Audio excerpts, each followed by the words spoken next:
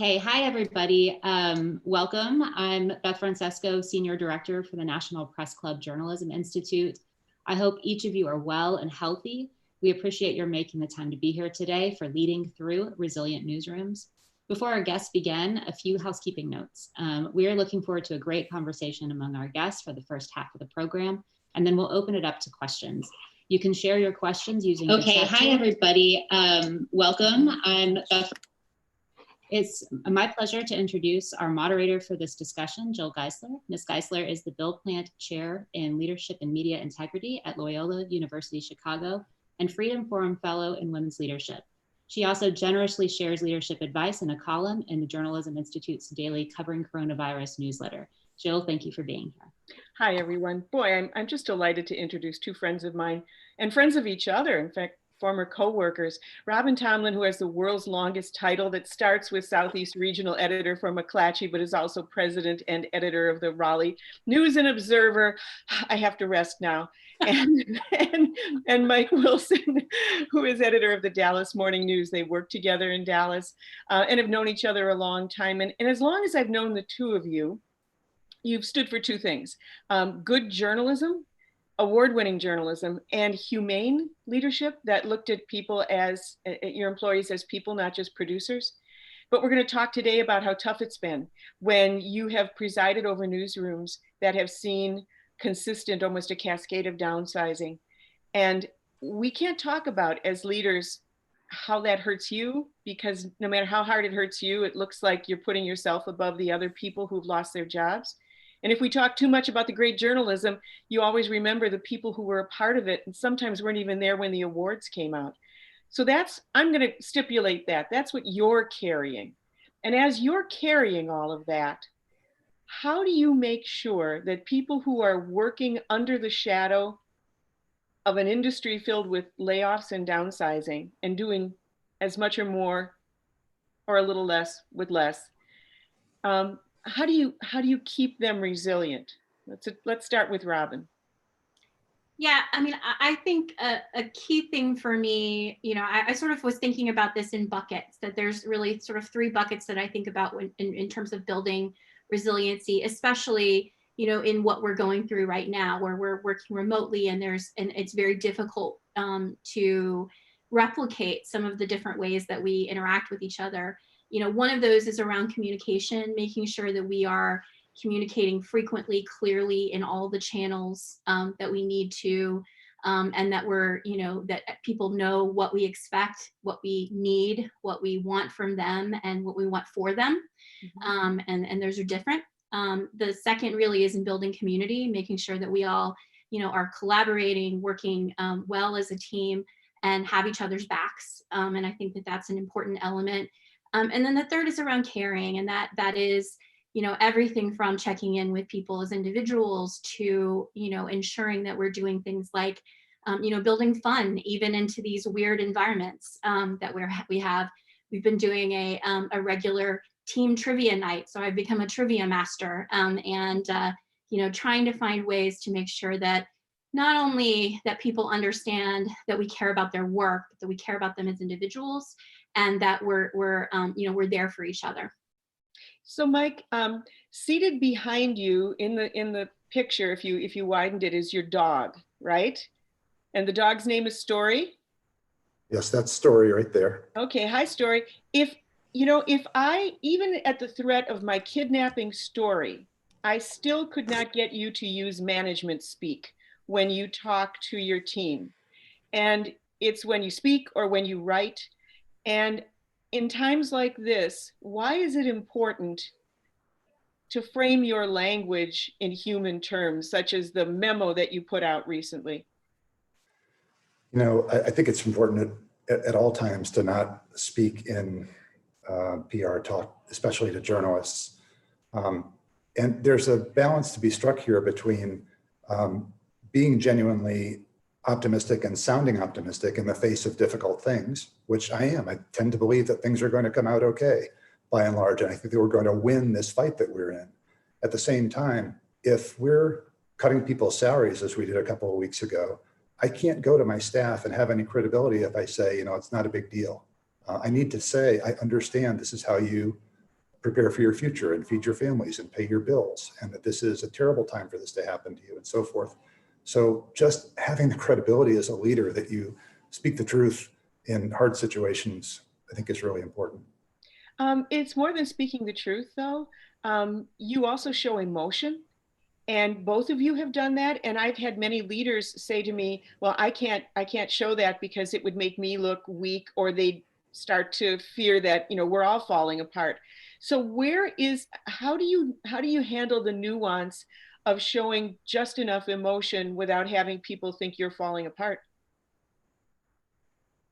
I mean, for me, there's a little bit of a, what do I have to lose here? I mean, for whatever reason, they made me the editor of this thing. At some point, somebody else will do it, and that person will have a different approach or whatever. But I mean, they have made me secure by putting me in this role. So why not let people know who I am and what I'm thinking?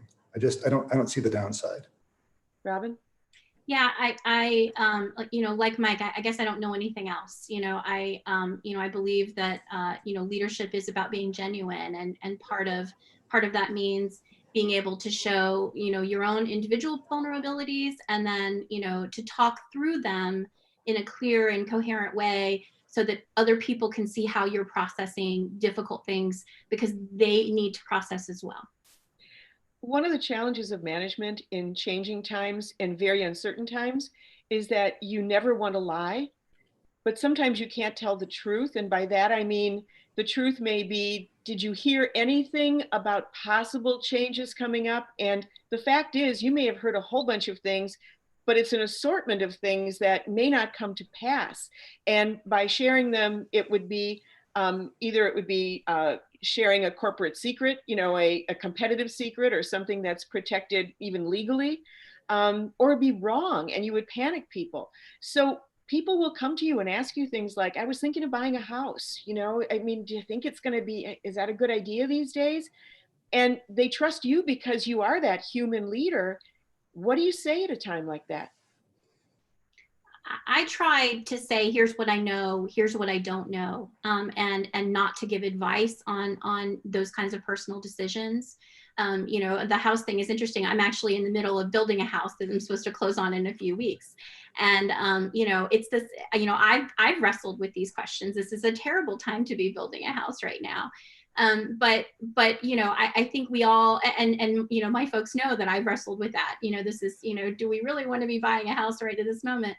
But I think that the only thing I can do is tell people the things that I know for sure, that are certain, that are going to affect them, and then try to be honest about the things that either I don't know, or the questions I would be asking if I were in their shoes.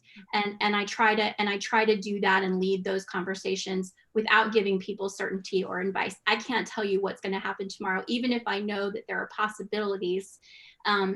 Those things are changing, and they're changing frequently and fast right now. But here are the questions I would ask myself if I'm wrestling with a decision like that. Mike? I just came across this issue when our company was trying to decide what steps to take to make it through this whole crisis. And I knew that there was a discussion at the management committee level, I'm on the management committee, about the possibility of salary cuts and how those might be apportioned and so forth. I don't think anybody asked me directly during that period, are you guys thinking about salary cuts? But I think I would have felt comfortable saying, listen, we're looking at a lot of options, and I'll let you know more when I can, even though I knew for a fact that that was under consideration, because it hadn't been decided. And I work for somebody who authorizes me at a certain point to share that information. And so I wouldn't have felt deceptive saying, listen, there's a lot of talk going on, and when I can tell you, I'll tell you, as I've tried to do generally. I've often told managers that the more information you share on every good day, that that you're talking about everything that you can, those times that you say, I'm not at a point right now where I can even talk about this, they're going to, they're more likely not to be happy about it, but at least to accept the fact. And sometimes it's about personnel issues. Again, no one should ever find out that their job is in jeopardy from anyone other than, the right person. Let me also ask you this. I've often said that the best antidote to bad morale is good journalism. How do you, especially right after some people have taken a buyout, right after some folks have had a salary cut. Does it change your conversations around those planning and story meetings? What do you say? Anything different? I'd love to tell you about a conversation I had with Alfredo Carbajal of our staff. Carbajal made the point that the core values of journalism, accuracy, diversity, and fairness, are not suspended because of the emergency. That's how he put it. And I think it's been a real opportunity for us to reassert what our values and expectations are, especially when we've just cut salaries, especially when people are in crisis. Yes, this is a hard thing. Yes, we're going to go through it together, but this is what we stand for. And there's no better time to say it than now. Robin? Yeah, it's interesting. This situation, in a weird way, has made our journalists feel a lot more connected and close to our community, both because our community is responding by reading our work, subscribing to our work, donating, to journalism that we're doing through crowdfunding efforts, and then sending the loveliest comments. And I don't remember a time in the last few years that we've gotten that kind of instantaneous and strong response. And in a weird way, that has buoyed everyone's spirits through, really difficult, challenging times. And what I see as a result is just an incredible passion and enthusiasm for doing meaningful journalism, that, in spite of these things, for those people. And I think that has, in some ways helped to drown out some of the noise that does get under your skin, that we're all dealing with inside, and the fear and anxiety. If there are any questions, I'm going to keep an eye on the chat panel to pass them along to you. But until I see one, one of the things that you just said, Robin, is that you're seeing the positive. But I think it's important for managers to amplify that and to really, put their arms around it, showcase it, talk about it, because I'm also talking with newsrooms in which people are, their reporters are going out, or they're getting it in person, or they're getting it via text or social media, that you're scum, that you're a hoax, and you're the reason that I'm losing money, or whatever it is, or you're unpatriotic. And to be going through the same strains and stresses and fears for their health that the general public is, but also to be treated that way. Have either of you had to also hold people up against that kind of heavy wind? Yeah, absolutely. Like everywhere, the sort of dissonance between those who want someone to blame because they're angry about what's going on, and we're the messenger. And there are some people who are certainly lashing out, and we've had to have conversations with folks to make sure they understand and put into context what they're hearing from a few people, versus what we're actually hearing and seeing and getting from a lot. And I think that's how we talk about it. We are celebrating. We have a morning, Zoom call every morning at 8:30 with the entire staff, and everyone, we start off with, here are the things to celebrate today. Here is the great work that was done. Here's what, our numbers were in terms of, subscriptions. Here's donations that came in, and here's some of the comments we got with that. And I think, we have to look at both, and we certainly have to respond to those who feel like we're not doing our jobs in the way that we need to. And I've tried to do that publicly. I know Mike does that as well. And in part because people need to hear that from us, but also because our staff needs to hear that from us. But I also think, it's important to put those difficult moments in the context of a lot of really powerful and special moments right now. Now, this might just be automatic to you. There are some people who get up in the morning and they are thinking about sort of individuals, and some people get up thinking about just the team in general, and we're all different. I mean, if you've ever taken the Myers-Briggs, we know that. But what you've done as someone who does think about the individuals is you've made it part of a system, so that if you're not there that day or somebody else is running the shop, we're still going to have a system that talks about the positives as well as the negatives. How do you make it systematic, Mike? So we have a Good Vibes Slack channel where we're dropping in notes from readers that are appreciative. We're getting some of those, as Robin mentioned. Recently, we had we suggested that it was a beautiful day on Good Friday here in Dallas, and we asked the staff to go out and just take a walk. You do have time, leave your desk, take a walk in your neighborhood, take a picture of something beautiful and put it in the Slack channel. And so just kind of a thing that we could do together while apart. Mm-hmm. You asked about the kind of assault on journalists, and I want to say that I think my Twitter persona is kind of aimed at dealing with that. And a lot of the tweets that I send are really sent to my staff, because I want to be out front in saying, this is nonsense, or we stand for accuracy, and be a little bit prickly about it in a way that I maybe don't want them to be. Yeah. Sometimes. So just another Mike Wilson, if anyone wants to follow Mike to see how he pushes back with an interesting, sort of Twitter voice. I just wanted to share something I think is fascinating. Bridget Surchak posted in the panel, who's with the NTSB. She said this is the exact same philosophy we had, or apparently was at NTSB, with regard to the information we provided to media at an accident site, gave them absolutely everything possible and available. And so they knew if we couldn't, there was a good reason. And that, if you think about it, when we go to NTSB briefings, there usually is this sense that there are grown-ups in charge and we're going to get good stuff. And that's how you build that reputation. Also seeing Juliet Beverly saying she's checking in more with my network in different newsrooms and operations. A text and memes have been helpful. I think this is a time not to worry about being corny, right? Have you ever had anybody push back and say that, oh good, they've now sent your Twitter feed out, Mike, you have a whole lot of followers. Okay. Have you ever thought about that? Have you ever second guessed and said, is this too sappy or is this too corny?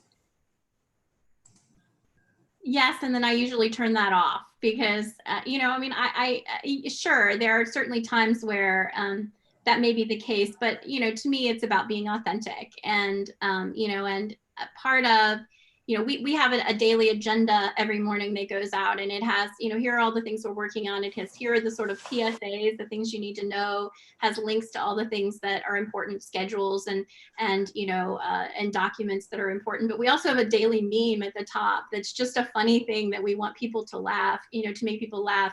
And it's a way of saying this is hard. We have a lot of tough stuff we're dealing with.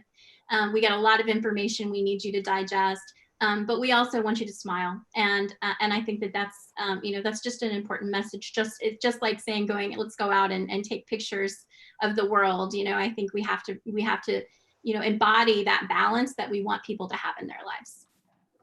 Here's a question that I think is one that every manager has probably dealt with. As a manager, how can we give constructive feedback to higher level staff that their messaging was perceived in a negative way by staff? This is about going in and giving bad news to your boss. And again, a lot of it this is the managing the boss idea. How do you bring forward something that, especially if that person is sensitive? Have you ever had to do that? Yeah, sure. I used to like to say that the guy who was the CEO who hired me here, whom I love, who's really helped me, that it was like handling a live grenade. Extremely intense, emotional guy, and I learned over time how to get him to listen to me. The publisher that I have now has the great virtue of really being a good listener. So I'm very fortunate. It's unusual, probably in a workplace, to be able to say I can say anything I need to say to him. But it's taken some practice and some sort of feeling my way around in that way. Yeah. Yeah, I think part of it is understanding how people get information. And so, when Mike was my boss, I knew that there's certain ways that he, he wanted to hear things and certain things he wanted to know. And so a lot of it is about trying to figure out how to get information to somebody in a way that they're going to be able to hear it. And I think that, we all have to work through that, whether we're managing up or whether we're working with, with staff. Yeah. I think in many cases, we've always appreciated it as frontline managers. If somebody came in and said, hey, you know what you said in the morning meeting? Somebody took it entirely differently than the way you intended it. And that feels like a gift, right? The things we worry about most is what people aren't bringing to us. But a lot of it in terms of managing your boss is having that idea of when is a good time. I'm not going to say it in front of the entire staff meeting. Maybe I wait later, follow that person back to the office and say, don't know if you intended it to come out this way. But I also tell managers, if you ever think that your message, especially if it's an important one, might be received the wrong way, before you send it, read it out loud in a really sarcastic voice. And, and that may be how the skeptics in your newsroom may read it. What are some other tips that you have for this idea of resilience, which resilience really is the amount of time and space it takes between, falling down and getting up and feeling bad and feeling better. It's shortening that distance between disbelief and believing in yourself again. How do you help people shorten that distance? I could mention one thing that is not original to me. It's this just actually came through in a video that our HR director made with a local sort of management leader, a sort of management guru, a sort of Dallas Jill Geisler, though a pale imitation. But he made a great point that we all have resilience within us. We don't have to sort of build it or find it or create it in this situation. Life is a challenge and we deal with stuff. And so let's call on those skills that get us through all kinds of crises in our day-to-day lives and apply them here and remind people that they have this strength inside. It helped me to hear that. Robin? I think one of the things that we try to focus on is, making sure that we're being flexible and,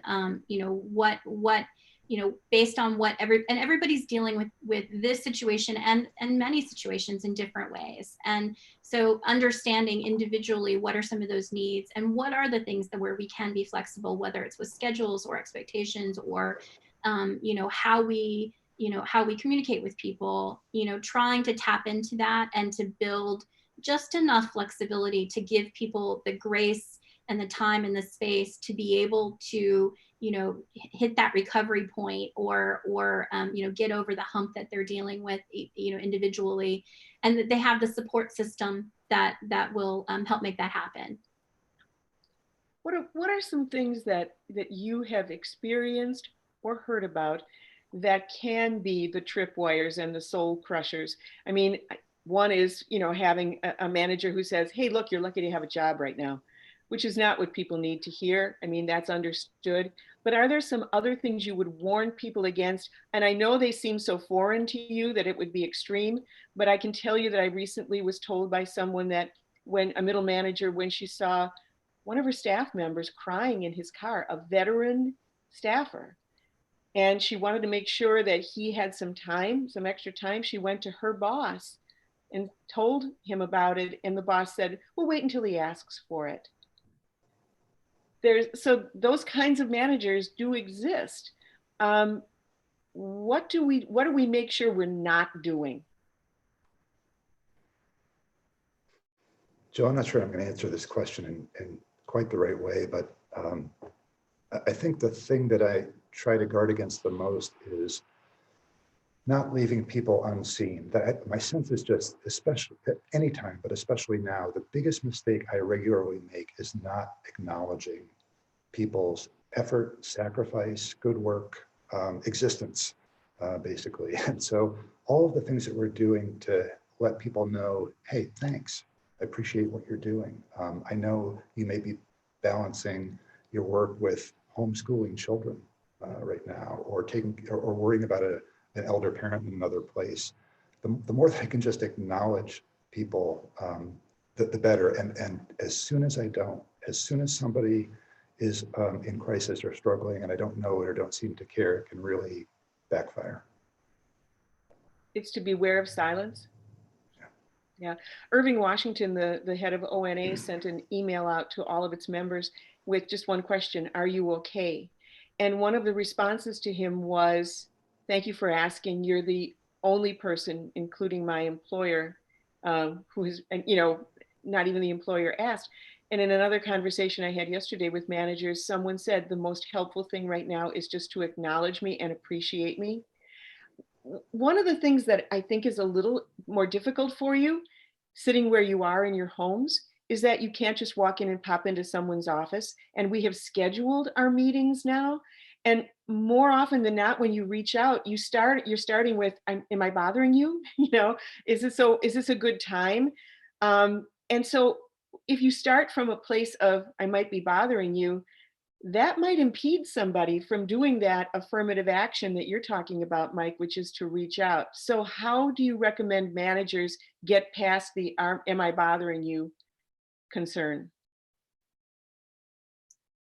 You know, we use, you know, real-time communication tools, and you know, whether it's Slack or you know, GChat, and you know, I find myself every day picking, you know, a handful of people and just sending a note and asking how they're doing, and that they can respond when they need to. It doesn't take a meeting or a big conversation, but it gives me a checkpoint with them to sort of see how they are, and then if I need to do more, if I need to follow up, it gives me a way to say, okay, I need to make some time for this. This is important right now.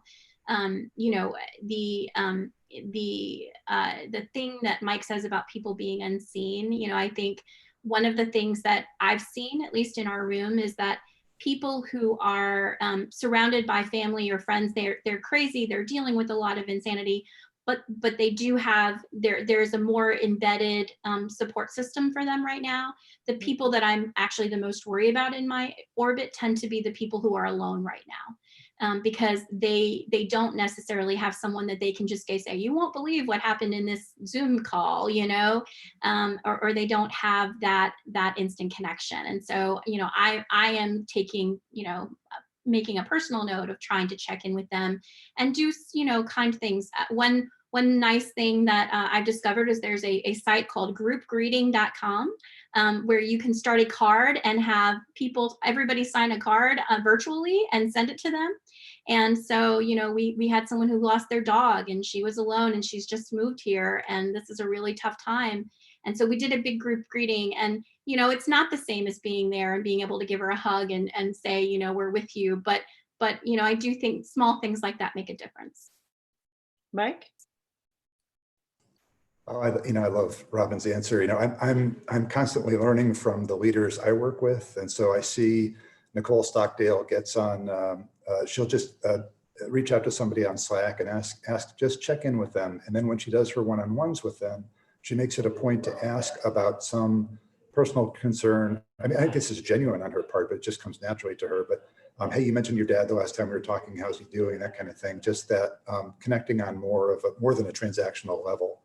And so I kind of watch that kind of thing. And then Keith Campbell, who's our managing editor, has taken to just dropping into small team meetings. So he knows that people are doing Zoom groups, and he comes in not to oversee the conversation, but to say, hey, it's good to see all of you. You know, thanks you for this thing that you did. And you know, how are you? Just 5 minutes in there and then backing out. And I think the importance of what both of you are talking about is that while people love it when they hear from the top boss, you can't be everywhere. And other managers are telling me that one of the most difficult things now is just keeping an eye on all of the work product. And some are spending their weekends reviewing it just so that it can give people some specific feedback. But you're not the only one. There are the Keith Campbells and there are the Jane Elizabeths who work for Robin, you know, who can be deputized to be as fully invested in the people as people, right? And you set that tone. So I guess I would just recommend to everybody that it isn't just the leader giving feedback, it is a culture of feedback.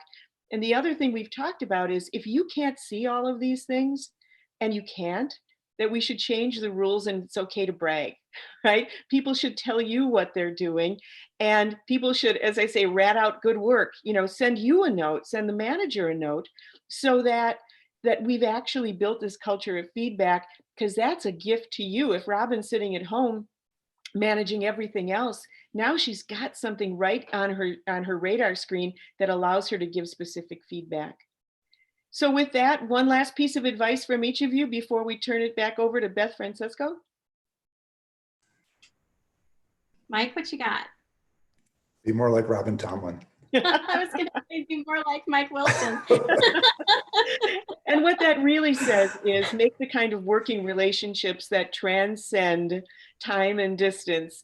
They work together in Dallas, they've remained friends since, and they have spread the kind of message of a culture of support and feedback and award-winning journalism, which is what we wish for everyone. Let's throw it back to Beth. Oh my gosh, I just want to listen to this conversation for the rest of the afternoon. You have time, right? Thank you each for your insight and time this morning. We could really continue this conversation for hours, and hopefully people will take this back to their newsroom and think about how they can apply some of the advice that you've given. Out of respect for your time and our attendees, we are going to share any other questions that we get with you privately. We'll send them by email, and hopefully if we have more advice that you can give, then we'll share that out. I'd also want to just take a minute to tell you a little bit about some programs that we have coming up.